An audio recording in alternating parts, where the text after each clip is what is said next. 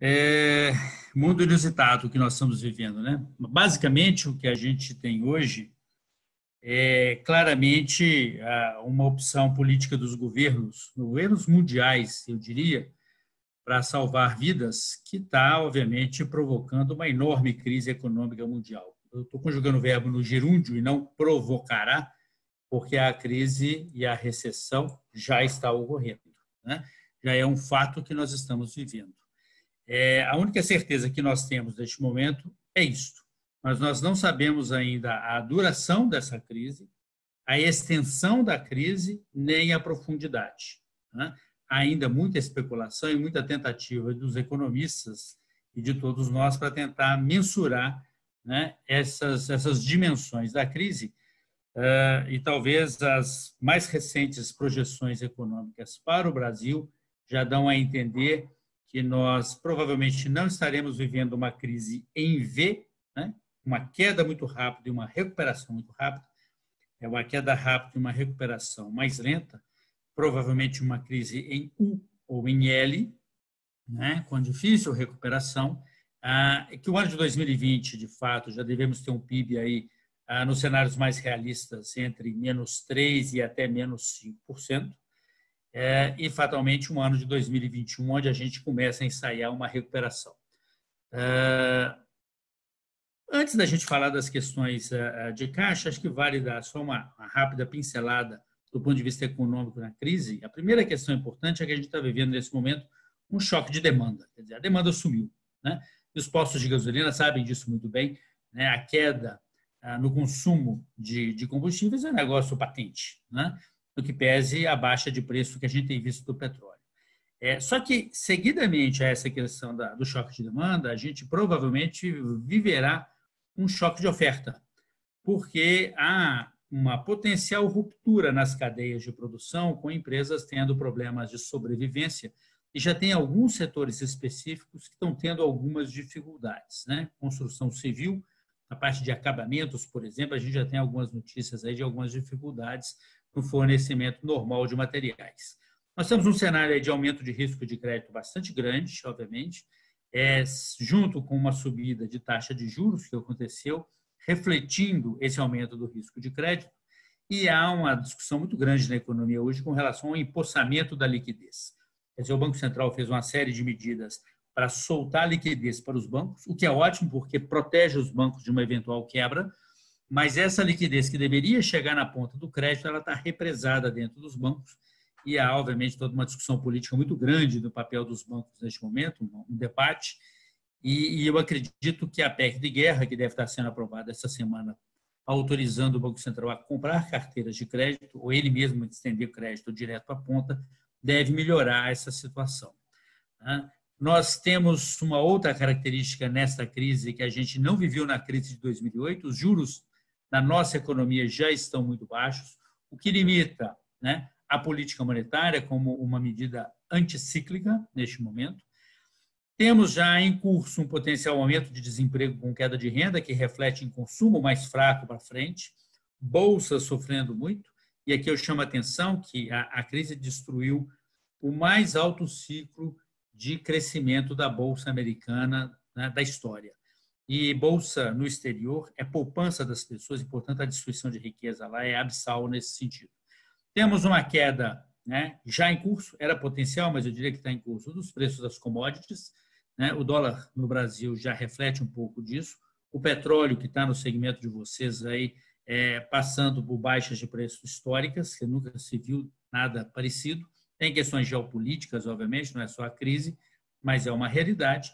E temos aí, com o aumento dos gastos públicos para tentar reverter os impactos mais danosos da crise, um aumento do endividamento público, né, que fatalmente vai levar ao aumento de risco das contas públicas a médio prazo, e a gente vai ter um problema para resolver.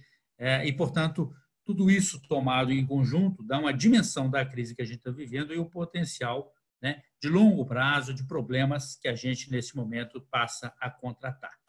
Nesse setor, obviamente, quem faz gestão de uma empresa tem três variáveis fundamentais que precisam ser olhadas para garantir sobrevida de empresas nesse momento. A primeira dessas variáveis é caixa, claramente, né? O caixa é o rei. A segunda delas é caixa. E a terceira variável é caixa. Neste momento, não existe vamos dizer, foco, ou não deveria existir foco em maximização de lucros, e sim em maximização de caixa, porque não precisa dizer, uma empresa quebra pelo caixa e não pelo lucro. Vamos dizer, as dicas ou as ferramentas que a gente vai discutir em seguida a respeito de como posicionar as empresas para enfrentar essa crise, elas não se aplicam a todas as empresas de forma equivalente, né? Vai depender muito como as empresas entraram neste momento, e aqui tem uma arrazoada de algumas variáveis que, de certo modo, diferencia muito empresas mais sujeitas ou menos sujeitas aos impactos da crise. A primeira questão é como a empresa entrou na crise do ponto de vista de liquidez. Quem estava com caixa folgado está menos sujeito aos impactos, diferentemente de quem estava com caixa apertado. Isso faz uma diferença enorme. Quem estava no meio de um ciclo de investimento, de uma ampliação, né, de novas unidades, sofre mais de quem estava fora de um ciclo de investimento. Quem tem uma estrutura pesada, fixa, claramente está mais sujeito aos impactos, porque essa estrutura fixa ela pesa, né, e ela é custosa, não só para ser mantida, mas para ser corrigida, se necessário, enquanto a estrutura fixa leve, ela ajuda muito a empresa nesse cenário. A questão do endividamento, mas não o endividamento per si, e sim ele comparado com a capacidade da empresa de gerar caixa para pagar esse endividamento, faz uma grande diferença aqui. Empresas muito endividadas, vis-à-vis essa capacidade de caixa, sofrem mais, as pouco endividadas sofrem menos. A questão da amortização da dívida, né? Dívidas mesmo pequenas, mas muito encurtadas, têm de ser pagas, né, no curto espaço de tempo, aperta mais as empresas nesse cenário do que uma dívida bem distribuída no tempo e já com perfil alongado. E, ao final, obviamente, setores, né, que estão mais afetados, como, por exemplo, turismo, hotelaria, né, aviação, sofrem muito mais do que setores como supermercado, né, neste momento. Então, depende muito do segmento. Eu acho que na questão dos postos estão, de certo modo, sendo um pouco afetados, porque, obviamente, o consumo de combustíveis, eu acredito, com a queda, né, absurda que passamos, esteja afetando esse segmento. No que pese eu achar que é um segmento que reage rápido à medida que a atividade retomar, né, na minha percepção. Portanto, considerando, então, que as empresas podem ter perfis diferentes, a primeira questão importante é que eu estou tentando organizar de uma forma didática essas medidas. O primeiro bloco das medidas tem a ver com o controle do gasto de caixa aplicado em investimentos, aquele conceito CAPEX que a gente chama, né? Portanto, aqui a lógica é muito cristalina e a maneira de se gerenciar isso é relativamente fácil. Se a empresa tem caixa, a lógica é termina o que está fazendo e para por aí, né? Não, ou então revisa, né, à luz da nova realidade de geração de caixa daqui para frente, a quantidade de investimentos que deve ser feita, porque claramente a crise não só dificulta a realização do investimento do ponto de vista financeiro, mas, de certo modo, afeta a própria rentabilidade desse investimento, que deve ser revisitado, né? Agora, se a empresa não tem caixa, o caixa está muito baixo, considera parar imediatamente os investimentos, né? Eu acho que aqui a questão é bem radical, né? Se não tenho caixa, eu paro, literalmente, né? E espero um momento mais apropriado para continuar. O segundo bloco, é um bloco um pouco mais complexo de ser gerido, é a questão da própria atividade da empresa. Quer dizer, a empresa, quando mergulha numa crise, a tendência é que, quando as vendas caem, os gastos variáveis caem de forma proporcional, a priori, mas a estrutura fixa permanece e ela se torna relativamente mais pesada.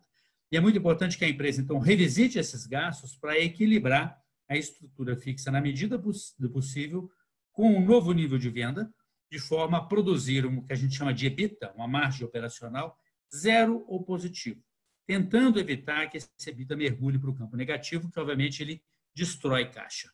Então, nesse caso aqui, o caminho rapidamente passa por renegociar contratos, objetivando cortar custos, né, mesmo que temporariamente, né? Isso é muito importante. Eu estou dizendo aqui, não estou falando de postergar pagamento, e sim tentar baixar custo. Evitar demissões neste momento. As demissões consomem muito caixa, né? Pode levar a uma desestruturação complicada do negócio, e se a retomada no segmento, por exemplo, de postos, que é o pessoal aqui que está ouvindo, for rápida, você pode estar com o negócio desestruturado, acabou gastando dinheiro, tem de recontratar, não é uma medida interessante. Então, esperar um pouquinho o cenário clarear, acho que vale a pena nesse sentido. Eliminar gastos não essenciais. Eu trabalhei muito tempo em indústria siderúrgica, que é uma indústria cíclica por natureza, e a gente sempre brincava que uma indústria cíclica tem dois momentos e que, se bem aproveitados, podem trazer benefícios. O momento de alta, você surfa a onda, ganha dinheiro, e o momento de baixa é o momento que te permite olhar os gastos que normalmente tendem a se acumular, aqueles que não são essenciais, e fazer uma higienização, né, da sua planilha de custos. Acho que esse é um bom momento para isso. Eu tive hoje uma reunião com uma empresa no setor de distribuição, eles passaram exatamente por esse processo crítico, e fizeram ou tomaram decisões que há muito tempo eles sabiam que eram necessárias, mas não tinham coragem, e, por incrível que pareça, cortaram os gastos em 25%. Porque quando a crise passar, eles vão entrar muito mais forte, estão preparados nesse sentido. Então, foi bom, deu uma higienizada. Muito importante é que atentar para as alterações na legislação trabalhista, que permite, obviamente, a economia de gastos. Ela, de certo modo, hoje já está dominada, né, pela maioria das empresas, mas está sempre de olho nisso, isso muda com muita velocidade para aproveitar na inteireza essas possibilidades e considerar, algo que é muito comum nesse momento, não pagar PLR, bônus, dar promoções, aumentos, né, que são comuns em março, abril, esperando, né, um momento mais apropriado para esse tipo de desencaixe. O terceiro bloco, esse bloco C, é a questão do caixa mínimo, né? Quer dizer, é muito importante que toda empresa sempre trabalhe com caixa mínimo, o que é muito difícil para empresas pequenas, e neste momento isso se fez ainda mais verdadeiro. Quer dizer, qual é o tamanho do caixa ideal? Todo mundo pergunta isso. Na minha visão, o ideal é que você tenha um caixa que te permita enfrentar 3 ou 4 meses de vendas zero ou muito baixas, né, que é o caso do segmento, e mais 3 ou 4 meses para suportar uma eventual retomada mais lenta, ou seja, caixa para seguir em dificuldades aí até o final do ano. Né? Para fazer esse caixa, obviamente, o primeiro movimento, se você não tem esse caixa feito, é tomar linhas de crédito. Tá? Tomar linhas de crédito para literalmente botar o dinheiro no caixa e sentar em cima por segurança. É óbvio que há uma diferença de spread, de custo, entre o que você paga para o banco e o que você aplica a esse caixa. Isso deve ser encarado como um prêmio de seguro para você ter a tranquilidade que você tem dinheiro, né, para que sua empresa sobreviva. Então, eu não mediria esforços para tomar uma decisão dessa se fosse novamente diretor financeiro de uma empresa, como fui muitos anos. Segundo ponto, se as linhas de crédito forem escassas ou não forem suficientes, né, para chegar no nível de caixa ideal, considerar aportar capital. Né? Acionista é sempre um provedor de capital de última instância, e no momento desse é importante que o acionista compareça para salvar o seu negócio, acreditando, obviamente, que esse negócio é um bom negócio. Né? E aqui é importantíssimo, principalmente para empresas pequenas, que o princípio da entidade seja respeitado e, se ele não existir, seja implantado. Esse é um conceito contábil, basicamente, que separa as entidades. Acionista é uma coisa e tem as suas contas, empresa é outra coisa e tem as suas contas. E não há comunicação entre esses mundos de uma forma desorganizada. Né? O item 10 é considerar, eventualmente, para postergar dividendos, juros sobre capital próprio, ou mesmo não fazer mútuos da empresa para o acionista. Né? Não é hora do acionista sangrar a empresa, e sim apoiá-la. E, finalmente, garantir que, com a redução da atividade, uma redução equivalente do capital de giro ocorra, liberando o caixa investido no giro para a tesouraria. Esse ponto aqui é um conceito financeiro relativamente complexo. Eu vou me permitir dar uma de professor para que os menos iniciados em finanças entendam. Se vocês olharem esse diagrama, espero que vocês estejam vendo o meu mouse, vocês vão perceber que uma empresa está sujeita a 2 ciclos. Um ciclo que a gente chama do ciclo econômico, que começa quando ela compra os insumos, por exemplo, o combustível que vai ser revendido, né? e termina quando se vende o produto. É, portanto, o mundo do estoque, ou do prazo médio de estoque. Junto desse ciclo econômico, a empresa está sujeita a um outro ciclo chamado ciclo financeiro. Ele começa quando se paga aos fornecedores e termina quando se recebe dos clientes. Claramente, se a gente visualizar aqui o estoque, né, onde meu mouse está andando aqui na tela, quanto mais longo o prazo de pagamento do fornecedor, maior a parcela do estoque, se vocês imaginarem aqui, olha, que é bancada pelo meu fornecedor, e menor a parcela que é bancada pelo caixa da companhia, né? Claramente, portanto, o ciclo financeiro ele é dado pelo prazo médio do estoque mais o prazo médio de recebimento, menos o prazo que eu tenho para pagar as minhas contas junto aos fornecedores. E isso dá a dimensão da quantidade de dinheiro que eu coloco dentro do meu negócio. Vou dar um exemplo aqui. Olha um exemplo dessa empresa que fatura uma receita operacional líquida de 24 milhões no ano. Se o ciclo financeiro é de 45 dias, o prazo do estoque, mais de recebimento, menos o prazo das contas a pagar, eu tenho, portanto, um valor de necessidade de capital de giro expresso em dinheiro que equivale aos 24 milhões, a receita anual, dividido por 360, por ser anual a receita, vezes 45 dias. Portanto, eu tenho 3 milhões de reais de dinheiro que poderia estar na tesouraria e não está. Está dentro do negócio, azeitando o negócio, fazendo com que ele circule. Pode estar transformado em estoque, mercadorias, e pode estar transformado em créditos que eu tenho a receber do meu cliente. Se, como estamos vivendo agora, a receita operacional cai para 12 milhões, um exemplo hipotético, e o ciclo financeiro se mantém nos mesmos 45 dias, eu não estou pagando prazos mais longos, também não estou recebendo em prazos mais longos e assim por diante. Claramente, e eu ajusto o estoque na proporção da queda, né? A minha NCG, fazendo a mesma fórmula matemática, cai para 1,5 milhão. O que significa que essa diferença de 1,5 milhão de reais que estava no giro, aflora, volta para dentro da tesouraria e cai no caixa da empresa. E é esse o conceito que eu estou dizendo aqui. Quer dizer, nesse momento, é necessário ter esses cálculos acompanhando o ciclo financeiro e o volume de negócio para garantir uma disciplina que esse dinheiro, ao voltar para o caixa, ele exerça duas funções. Primeiro, protege a empresa da crise, obviamente, é um desinvestimento que reforça financeiramente a empresa. E o segundo, ele fica reservado, porque na hora que, obviamente, a empresa acelerar novamente, esse dinheiro será necessário para girar a máquina da companhia e fazê-la produzir lucros novamente. Então, essa disciplina é fundamental e essas coisas não são visíveis a olho nu. É preciso ter disciplina contábil e financeira para ir mensurando e controlando esse processo. Só rapidamente, se a gente expandir um pouquinho o nosso olhar de capital de giro, claramente o capital de giro está muito mais do que em estoque, clientes e fornecedores, né? Se a gente olha do lado do ativo, capital de giro no ativo, onde eu ponho dinheiro, é o prazo que eu dou para os meus clientes para pagar as compras que fizeram comigo, a inadimplência eventual desses clientes junto ao meu negócio, o meu estoque, matéria-prima, produto em elaboração, qualquer tipo de estoque, créditos fiscais, aqueles impostos que eu eventualmente tenho créditos a serem compensados, o credor é o governo, né? Adiantamentos que eu faço a meus fornecedores e despesas que eu paguei antecipadamente. E do lado do passivo, onde eu financio o capital de giro, eu tenho não só os prazos que eu obtive com os meus fornecedores, mas os prazos regulares para quitar os impostos, os salários, as obrigações trabalhistas e até eventuais adiantamentos que eu recebo de meus clientes, que não parece ser muito caso de postos de gasolina, segundo o meu conhecimento, né? Portanto, essa aqui é uma visão mais macro, mais completa do conceito de capital de giro.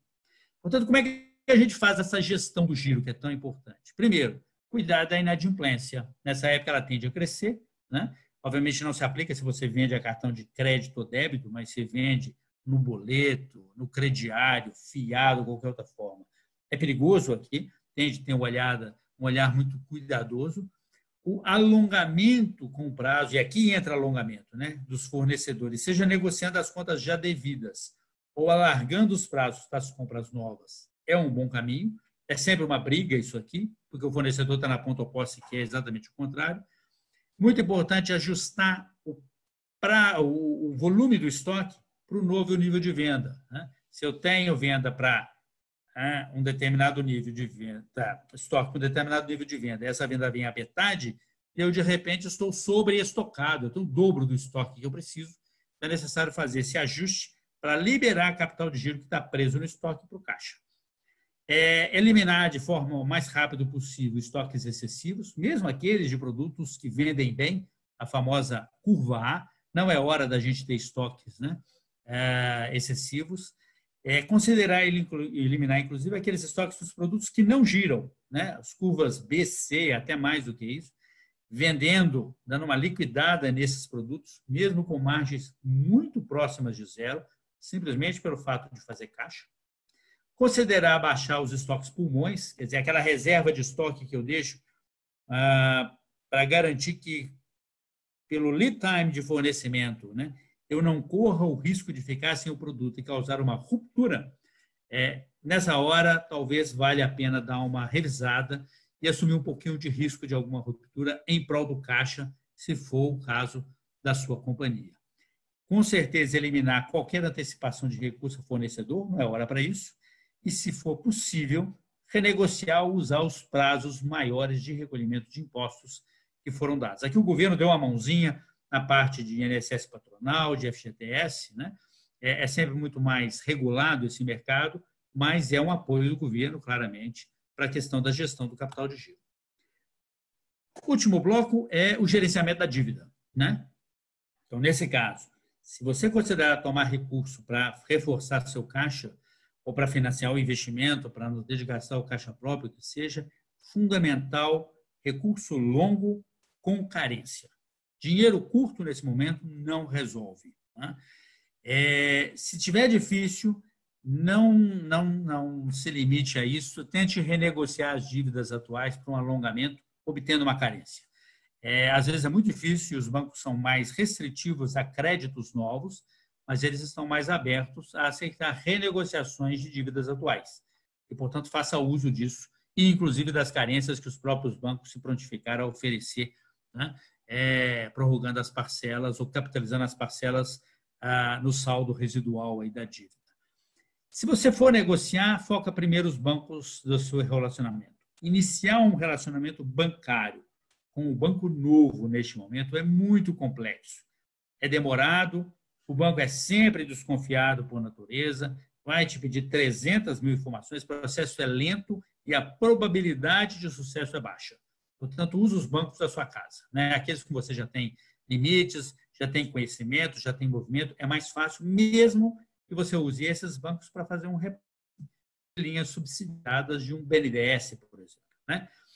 Não há nenhum problema, é também um caminho bastante tranquilo com relação a isso.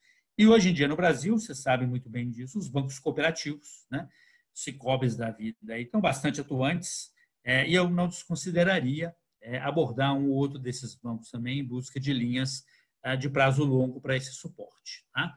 Eu diria que esse item 22 aqui é talvez os mais complexos de serem adotados. Fuja, com certeza, de contas garantidas. Eu tenho visto muita empresa sacar as contas garantidas de imediato para fazer esse caixa, e à medida que vai negociando linhas mais baratas, mais longas e mais corretas do ponto de vista de gestão, faz uma troca. Mas saca a conta garantida para sentar no caixa e garantir, né, a liquidez. Linha de conta garantida aberta e não utilizada, ou crédito aprovado, mas não sacado, não é garantia que na hora que você for usar, ele esteja lá disponível para você. Os bancos podem e costumam, muitas vezes, mudar de opinião, né? Alegar as mais diversas razões de liquidez, de cenário, que seja, e simplesmente não aceitar o desembolso. Então, se você tem um crédito, quer esse caixa para sua segurança, saque o dinheiro e ponha no caixa, sem dó. Se não for necessário, você pré-liquida a dívida no futuro e está resolvido. Né? Vai custar um pouquinho, mas você se protege. Obviamente, é muito importante ser rápido na abordagem dos bancos, né? As empresas já estão fazendo isso há bastante tempo, a crise tem mais de meses já, e se você não fez ainda, faça rápido. porque, obviamente, a inadimplência tende a crescer e é possível que os bancos se fechem, né? Então, comece essa negociação o mais rápido possível. E, por fim, mira, em primeiríssimo lugar, o prazo, né? E não os custos. Porque custo errado, gente, aleja uma empresa. É duro, mas não mata. Prazo errado mata, é fatal. Então, nesse momento, o mais importante é prazo. Aceite pagar um pouco mais, se necessário, para um prazo mais longo. Não mire o custo em primeiro lugar, encurte as suas linhas, porque você se coloca numa situação de fragilidade bastante grande do ponto de vista de gestão. Então, mas aí, esse é a última dos itens. 25 itens que eu considero, assim, acho que, de certo modo, abarca a totalidade, né, de ações da cartilha que uma empresa poderia fazer nesse momento. Obviamente, nem tudo, como eu falei no início, se aplica a todos, mas o importante é que você garanta aí a sobrevivência da sua empresa como caixa. Garante o caixa para que a empresa sobreviva e você tenha tempo de fazer lucro novamente no futuro. Não inverta essa situação mirando o lucro e abandonando o caixa. Ok? Eu termino aqui a apresentação, Ricardo. Não sei se a gente teria aí uma fase de perguntas. Temos aí mais uns 20 minutos, né? Sim, sim.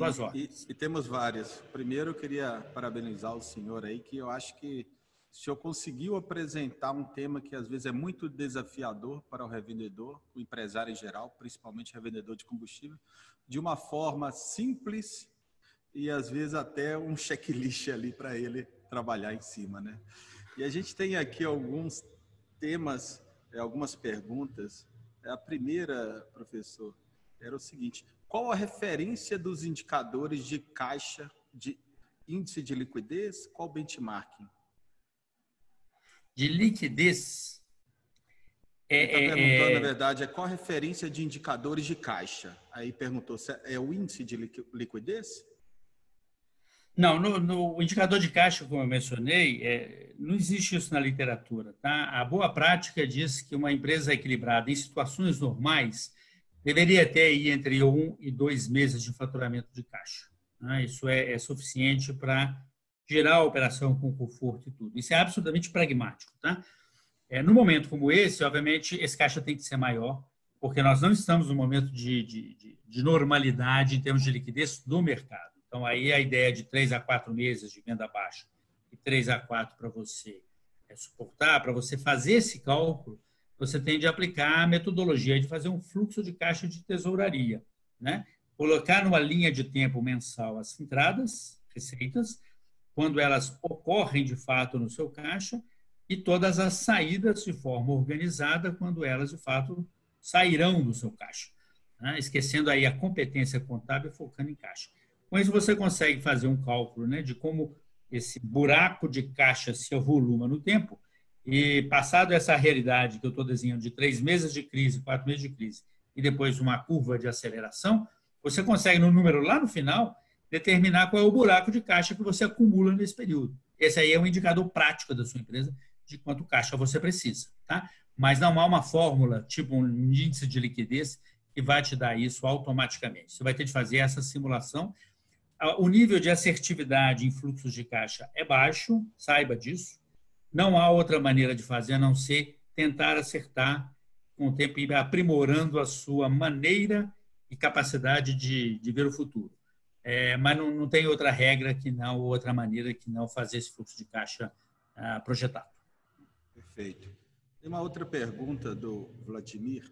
Qual seria de imediato um plano B para o negócio do posto, no caso, imaginando uma certa normalidade dentro de 6 meses? Um plano B? Na verdade, se você pensar bem, o que a gente tem falado muito com os clientes na fundação, à medida que a gente vai fazendo as reuniões de gestão, esse arsenal de medidas que eu sugiro são medidas de cunho financeiro para atacar o período agudo da crise, né?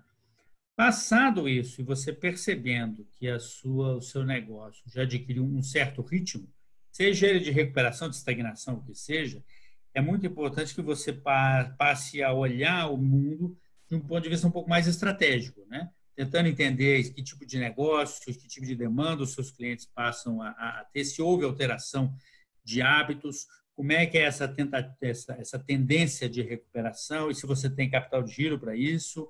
E aqui tem um ponto importantíssimo, né? A gente brinca que é deixar de fazer a gestão da crise e passar a fazer a gestão na crise, né?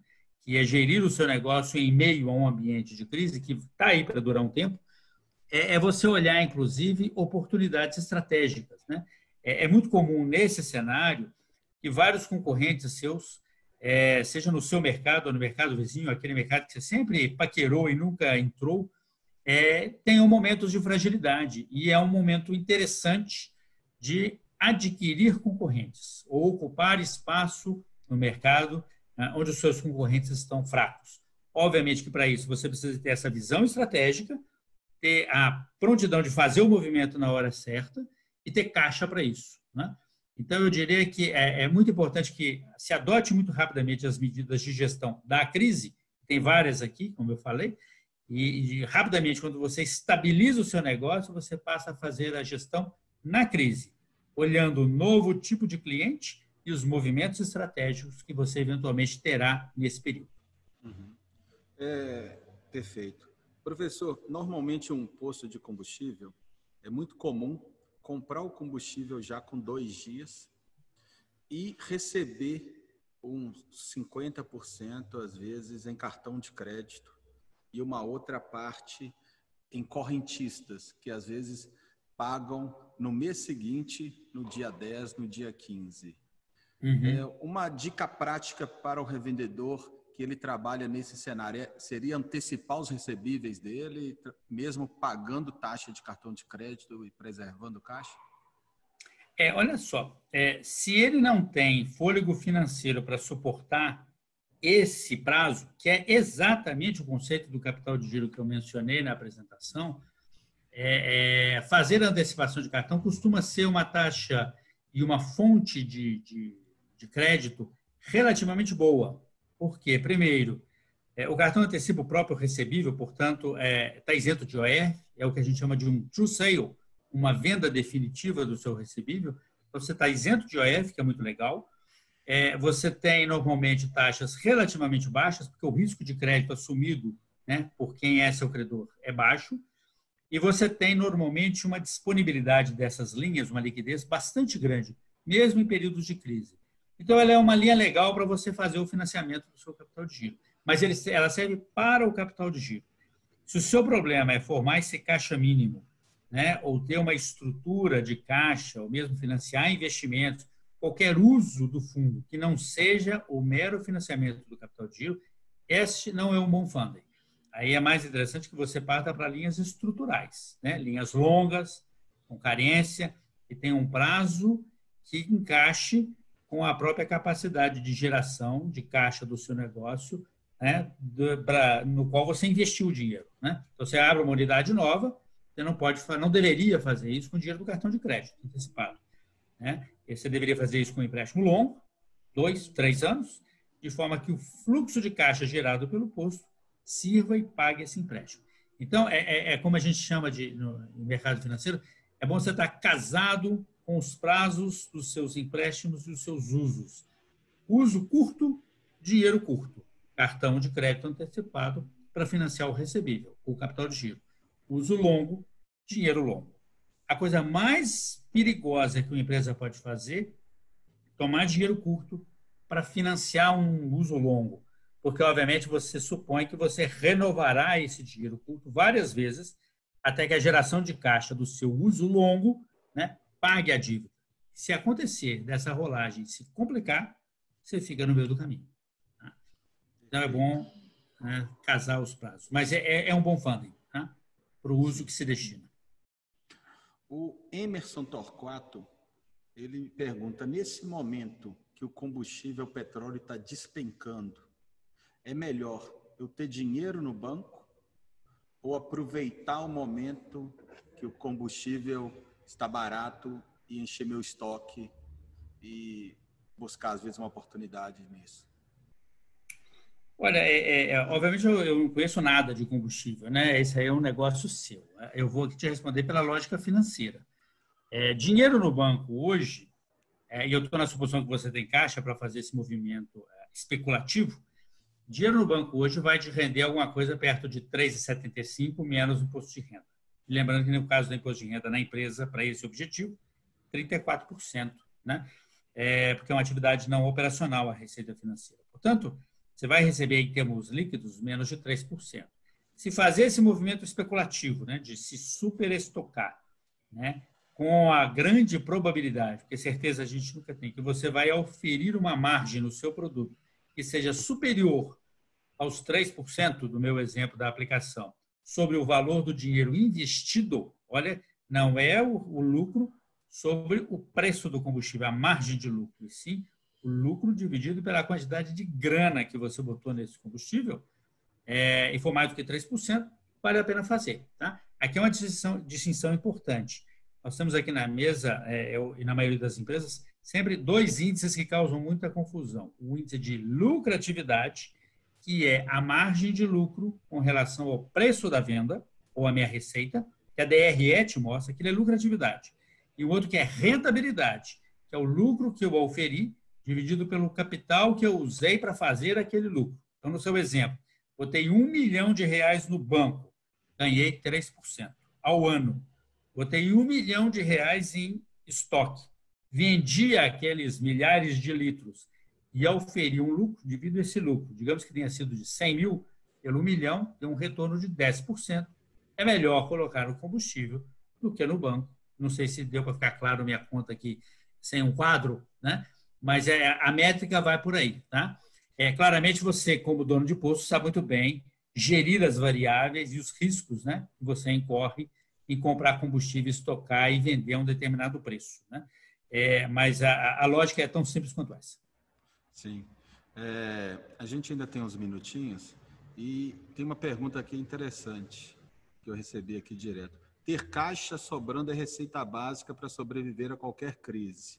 Mas e após a crise? O senhor acredita que essa prática deve ser um legado ou o nosso comportamento deve ser outro? Eu tenho a opinião que o objetivo de uma empresa não é ter caixa. O objetivo de uma empresa é tomar capitais junto aos seus acionistas ou bancos, ou bancos, e aplicar no negócio para produzir lucro. Para ter dinheiro em caixa na empresa, é melhor que o acionista tenha esse dinheiro no seu bolso e ele mesmo aplique.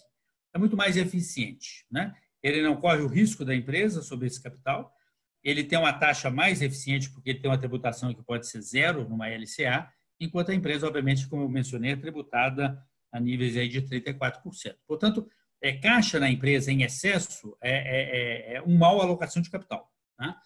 Em compensação, uma empresa sem caixa, ela sempre está naquela situação da mão para a boca, está sempre correndo risco.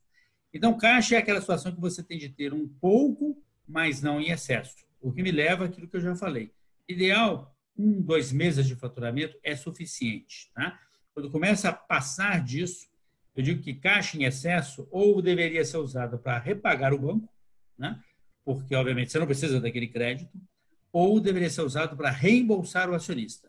O acionista está colocando um excesso de capital no negócio que podia estar sendo melhor usado ou no outro negócio, ou ele mesmo investir no banco. Então, qual é a lição que a gente aprende? A lição que a gente aprende é caixa zero, de jeito nenhum, caixa em excesso, de jeito nenhum. Equilíbrio. Tá? Caixa é como oxigênio. Pouco mata, excesso mata também. Né? É o perigo. Perfeito. Tenho aqui mais uma. Que dicas o senhor nos dá para reduzir o ciclo econômico do posto, dado que no cenário atual nosso estoque tende a demorar mais tempo para ser vendido? Parar de comprar imediatamente. Ajustar o estoque para o novo nível de venda. Estoque, a não ser em movimentos especulativos, como alguém perguntou, eu não me lembro o nome, né? Em movimentos especulativos, ou porque vai subir o preço e você aproveitou aquele momento, o estoque ele é sempre função do consumo. Consumo sobe, estoque sobe. Consumo baixa, estoque baixa. Tão simples quanto. Então, a boa maneira de você fazer esse cálculo é pegar o valor que você tem no estoque, dividir pela receita do último mês, multiplicar por 30. Você vai ter o prazo médio do estoque. Esse prazo tende a dar sempre lado a lado. Na verdade, estoque, quanto menos, financeiramente falando, melhor. É menos dinheiro transformado em mercadoria, né? Então, o ideal, o mundo ideal seria estoque zero. Né? Você recebe da Petrobras ou do seu fornecedor, Raízen, Shell, quem seja, o combustível no momento em que você vende. Seria uma maravilha, né? Esse é o mundo ideal. Mas, obviamente, quanto mais você comprime o estoque em prol das finanças, mais você coloca o seu negócio, do ponto de vista comercial, em risco de ruptura. Portanto, de novo, aí uma questão de equilíbrio. Mas eu diria que é manter essa relação, tá, constante. Caiu venda, estoque cai da mesma medida. Perfeito. A gente está caminhando para o fim, mas tem aqui, só aproveitar esses minutinhos, tem uma aqui. Por ser uma atividade essencial, precisamos manter nossas operações enquanto todos os outros setores estão parados ou com atividade reduzida. Qual orientação o senhor nos dá para melhorar nosso prazo médio de recebimento? Nesse momento, não tem muito a fazer. Quer dizer, obviamente, cartão de crédito e débito, que já é o negócio que domina aí, se eu aprendi bem, 50%. É difícil de mexer nisso. Não acho que justifica, tá? Naquela parte que você vende para empresas, você fazer um desconto, né? Que obviamente come da sua margem para um pagamento mais à vista. Eu não sei se, a não ser que você precise muito desse caixa, talvez usar esse artifício, tá? Conversar com os seus clientes, eventualmente algum deles não está tão apertado assim, e oferecer um desconto, né? Para que ele, ao invés de pagar em 30 dias, te pague com 2% de desconto, te pague à vista. Mas eu sei que margens de combustível são extremamente apertadas, né? É claro que se você estiver naquela situação da mão para a boca, joga o lucro fora e põe o dinheiro no caixa, vale a pena. Mas se você conseguir outras fontes de financiamento, 2% de desconto, né, numa conta que roda a cada 30 dias, é bem mais do que 24% ao ano. E acho que você consegue crédito mais barato no Brasil neste momento. Então, eu evitaria esse caminho no limite. Mas, se for a sobrevivência, faça isso. Né? Agora, o fato de você estar aberto, tá? Dê graças a Deus, né? Por ser uma atividade essencial. Porque tem setor que não está funcionando nada, segue tendo conta a pagar, que o estado é de desespero. Então, é bom, mesmo que você esteja vendendo só 50%, já está muito bom nos dias de hoje. Sim. Tem aqui um outro revendedor aqui, o Vladimir, ele colocou: nesse momento é melhor investir e comprar o imóvel do posto ou alugar? Vladimir, eu vou te dar uma resposta assim, bem financeira, tá? Imóvel num negócio operacional, jamais. A não ser que o imóvel para o posto seja algo fundamental para o seu funcionamento, você deveria sempre locar. E vou te responder por quê. Quer dizer, quando que uma empresa deveria comprar um imóvel? Quando aquilo é parte intrínseca do negócio. Você vai plantar uma indústria siderúrgica, não dá para botar um negócio, um alto forno, né, uma aciaria em cima de um imóvel locado, que um dia o inquilino, o proprietário diga, não quero mais, tire isso daí, porque não tem jeito de tirar. Então, uma siderúrgica tem de ter o próprio imóvel. Uma loja, não precisa, né? Você compra, você ocupa um espaço comercial e vive ali, não vai gastar dinheiro, botar capital no imóvel. Eu acho que o posto está muito dentro disso, a não ser que seja um lugar assim muito visado, você precisa efetivamente garantir, aquilo é a sobrevida do posto, eu diria que não vale a pena, né? Imóvel, na verdade, é um dinheiro caro, ele não vai garantir, se você pensar, fizer a conta do aluguel vis-à-vis o custo desse capital, ele não vai dar um retorno, provavelmente, que compensa. É melhor você gastar esse capital que estaria imobilizado para fazer uso no próprio giro do posto, né? Claro, isso olhando como negócio. Olhando como empresário, pessoa física, eventualmente você tem um imóvel, né, onde você aposta aí na valorização futura, blá, blá, blá, e você loca o imóvel para o posto, o seu próprio posto, aí é outra história. Aí talvez valha a pena, porque a gente deixa de olhar essa perspectiva de investimento sob a ótica da empresa e passa a olhar sob a ótica da pessoa. E a pessoa, diferentemente da empresa, pode se permitir, inclusive, algumas ações, eu diria, emocionais. um negócio não pode. O negócio tem que ser racional, é cálculo, é retorno, e de forma que eu não sugeriria imobilizar, o posto imobilizar no seu próprio imóvel, de maneira alguma. Tem só mais duas agora para finalizar, professor. Qual a lucratividade ideal para um negócio que gira 1.200.000 por mês? Não existe essa resposta. Não existe. Lucro, e aqui vamos segregar lucro em duas dimensões, dimensão operacional, o conceito do EBITDA, né? É o lucro operacional, e o lucro líquido. O lucro líquido, ele é a função do EBITDA e a função do grau de endividamento, né? A estrutura de capital que o proprietário escolheu. Se ele põe só ele o dinheiro e não tem banco, o EBITDA chega no lucro, ressalvado aí a depreciação e o imposto de renda que é pago. Se ele está mais endividado, ele parte do lucro, fica com os bancos e ele recebe menos. Em compensação, ele põe menos dinheiro. Então, ele perde lucratividade, mas pode ganhar rentabilidade, lembrando do conceito. Quando a gente fala, então, lucro líquido tem milhões de questões, aí não dá para fazer uma comparação. Quando a gente fala do EBITDA, aí sim a gente pode ter comparações entre setores, ou entre empresas do mesmo setor. Porque o EBITDA é muito função de algumas variáveis típicas de cada setor. Eu vou tentar dar dois exemplos simples aqui. Setores que são mais intensivos em capital, por exemplo, uma planta de energia hidroelétrica, né? Uma montanha de dinheiro ali investido, ele precisa de uma margem operacional muito alta para remunerar uma montanha de capital. Portanto, é comum em energia elétrica você ter margens de 70%, 90% de EBITDA, né? Enquanto outros segmentos, onde a intensidade de capital é pequena ou o giro é muito grande, exemplo, distribuidor, né? Não de combustível, mas distribuidor de forma geral, é comum EBITDAs na casa de 3%, 5%, supermercado um pouquinho mais.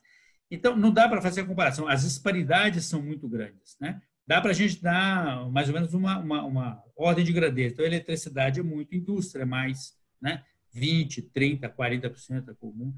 Empresas de alta tecnologia, que estão muito na crista da onda, aí, costumam ter 30% de EBITDA. Você pega supermercados, aí, 4%, 8%. Então, a resposta para você é não dá para dar um parâmetro que sirva para tudo, né? Teria de estudar o parâmetro comum em postos de combustíveis, e eu confesso a minha ignorância, eu não sei te dar um benchmark, infelizmente. Professor, eu te agradeço. A última pergunta, o senhor já respondeu ela, que era o nível de conversão de lucro em caixa que o senhor acredita ser razoável para a empresa. Acaba que entra junto aí. O nível de conversão de lucro em caixa. Não, essa eu não respondi. Eu não sei se nós temos tempo. Temos 3 minutos. Respondo? Então, olha, a gente pode responder. Bom, você que manda. Olha, a medida de quanto a gente converte de lucro em caixa, aqui nós estamos entrando em finanças de uma maneira um pouco mais complexa. Depende muito do momento que a empresa está. Vamos pensar o seguinte, olha, o lucro que eu faço na minha operação, o conceito do EBITDA, ele serve para pagar imposto de renda, fazer um investimento no capital de giro novo da minha empresa para sustentar crescimento. Lembra do conceito do capital de giro? Estoque, financiamento dos clientes, blá, blá, blá. Serve para fazer investimentos no meu CAPEX, novos postos, uma reforma, novas bombas, né? Um novo lava-jato, etc. Serve para amortizar a dívida, serve para pagar juros dos bancos. Só aí o lucro chega na etapa final, a do caixa, que é o lucro que é retido na empresa e que pode servir para duas coisas: pagar dividendos ou ir para o caixa e ficar à disposição do negócio, lá, aplicado num CDB, por exemplo, né? Portanto, a função da proporção do lucro que vai para o caixa depende de todas essas coisas que eu enumerei e do momento da sua empresa. Cada uma está numa situação. Então, a empresa vai ser muito lucrativa, mas está gastando burras de dinheiro no novo posto, não vai sobrar para o caixa. A empresa tem lucro zero na operação, mas está tendo um momento de retração de atividade. O capital de giro, lembra do exemplo? Está voltando para a tesouraria, o lucro do passado, que estava investido no giro, volta para o caixa. Tá? Então, de novo, precisaríamos de um curso de finanças aqui para a gente poder responder isso com propriedade. Eu espero que essa rápida resposta de 2 minutos tenha dado alguma luz para quem perguntou. É isso aí. Professor, eu queria agradecer ao senhor aí por pela dedicação. Aí eu sei que já é tarde, mas deu uma aula enorme para a gente, foi essencial para o momento que a gente vive. O revendedor aí precisava disso e a gente vai compartilhar aí para milhares e milhares de revendedores. Muito obrigado também à Fundação Dom Cabral também por ter feito esse elo de ligação. Uma boa noite para o senhor e obrigado pela gentileza. Eu que agradeço. Boa noite para todo mundo. Tchau, Ricardo.